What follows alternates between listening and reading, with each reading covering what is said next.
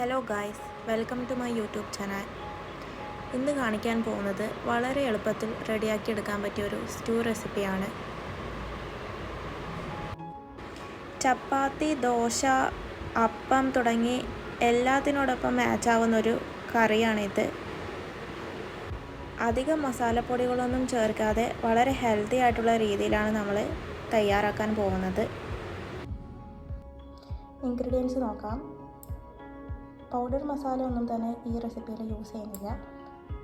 ഗരം മസാല നമുക്ക് വേണ്ടുന്നത് 4-5 ഗ്രാമ്പു, ഒരു സ്റ്റാർ അനീസ്, ഒരു സ്പൂൺ പെരുംജീരകം, ഒരു 10 ബ്ലാക്ക് പെപ്പർ, 1 ഇഞ്ച് വലുപ്പമുള്ള പട്ട, 3 ഏലക്കായി. അത് ഒരു കട്ടിട്ട് വേണം യൂസ് ചെയ്യാൻ വേണ്ടി, എന്നാലും അതിൻ്റെ ഫ്ലേവർ പുറത്തേക്ക് വരത്തുള്ളൂ. 2 ബേ ലീഫ്, ഒരു 3 ഉണക്കമുളക്. പിന്നെ നമുക്ക് വേണ്ടത് 1 ടേബിൾ സ്പൂൺ ഇഞ്ചി ചെറുതായി കട്ട് ചെയ്തത്, 1 ടേബിൾ സ്പൂൺ വെളുത്തുള്ളി ചെറുതായി കട്ട് ചെയ്തത്, 1 സ്പൂൺ കസൂരി മേത്തി, 5 പച്ചമുളക് കട്ട് ചെയ്തത്, പിന്നെ 3 മീഡിയം സൈസ് സവാള വളരെ ഫൈനായി ചോപ്പ് ചെയ്തത്. ഇത് ഒരേ സൈസിലും വളരെ തിന്നായും ചോപ്പ് ചെയ്യാൻ ശ്രദ്ധിക്കുക. പിന്നെ നമുക്ക് കുക്കിംഗ് ഓയിൽ 1/2 കപ്പ്, തൈര് 1/2 കപ്പ്. പിന്നെ നമുക്ക് വേണ്ടുന്നത് മീറ്റ് നിങ്ങൾക്ക് മട്ടൺ യൂസ് ചെയ്യാം, ബീഫ് യൂസ് ചെയ്യാം, അല്ലെങ്കിൽ ചിക്കൻ യൂസ് ചെയ്യാം. മൂന്നിനും ഇതേ റെസിപ്പി നമുക്ക് ഫോളോ ചെയ്യാൻ പറ്റും. അപ്പോൾ ഞാൻ കുക്കർ അടുപ്പത്ത് വെച്ചിട്ടുണ്ട്. കുക്കർ ഒന്ന് ചൂടായി വരുമ്പോൾ നമുക്ക് അതിലേക്ക് കുക്കിംഗ് ഓയിൽ ഒഴിക്കാം. ഒരു 10 സെക്കൻഡ് ചൂടാവട്ടെ. ഓയിൽ ഒഴിച്ചു കൊടുക്കാം. ഞാൻ മസ്റ്റാർഡ് ഓയിലാണ് യൂസ് ചെയ്യുന്നത്. ഒതൻറ്റിക്കായിട്ടുള്ള നോർത്ത് ഇന്ത്യൻ റെസിപ്പി ഫോളോ ചെയ്യുകയാണെങ്കിൽ നമ്മൾ മസ്റ്റാർഡ് ഓയിൽ തന്നെ യൂസ് ചെയ്യാം. ഈ ഓയിലിൻ്റെ ഒരു പ്രത്യേകത, നമുക്കിത് നന്നായി ചൂട് ആയി ഇതിൻ്റെ മണം പോയതിന് ശേഷം മാത്രമേ നമുക്ക് ഇതിലേക്ക് അടുത്ത ഇൻഗ്രീഡിയൻറ്റ് ചേർക്കാം.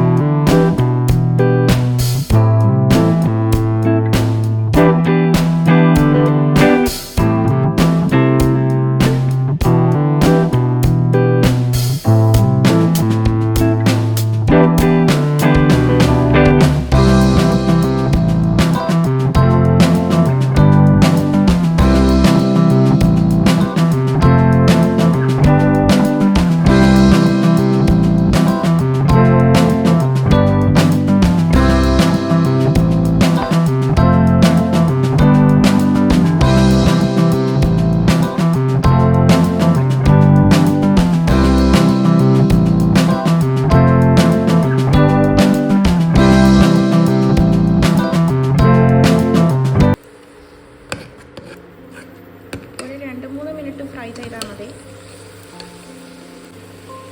മീറ്റ് ചേർക്കാം. അതോടൊപ്പം തന്നെ ജിഞ്ചർ, ഗാർലിക്, ഉണക്കമുളക് കട്ട് ചെയ്ത് വെച്ചതിൽ നിന്നും 2 പച്ചമുളകുകൾ, ആവശ്യത്തിന് ഉപ്പ് ചേർക്കുക. ഇത് നന്നായി മിക്സ് ചെയ്യുക.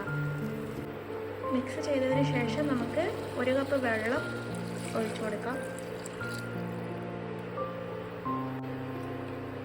ഇനി നമുക്കിത് 5 മിനിറ്റ് ഒന്ന് സോട്ട് ചെയ്യണം.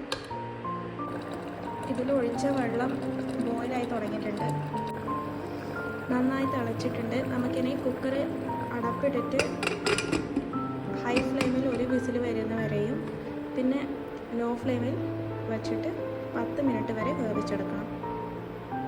ഇനി ഗ്യാസ് ഓഫാക്കിയിട്ട് നാച്ചുറലി എയർ പോകുന്നത് വരെ വെയിറ്റ് ചെയ്യാം. കുക്കർ തുറന്ന് നോക്കാം.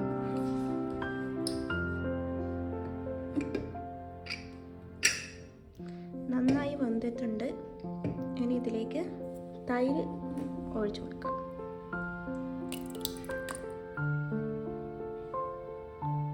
അതോടൊപ്പം തന്നെ കസൂരി മേട്ടി ഇട്ട് കൊടുക്കാം.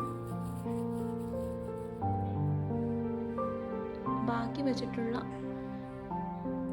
പച്ചമുളകും കൂടി ചേർത്ത് കൊടുക്കാം.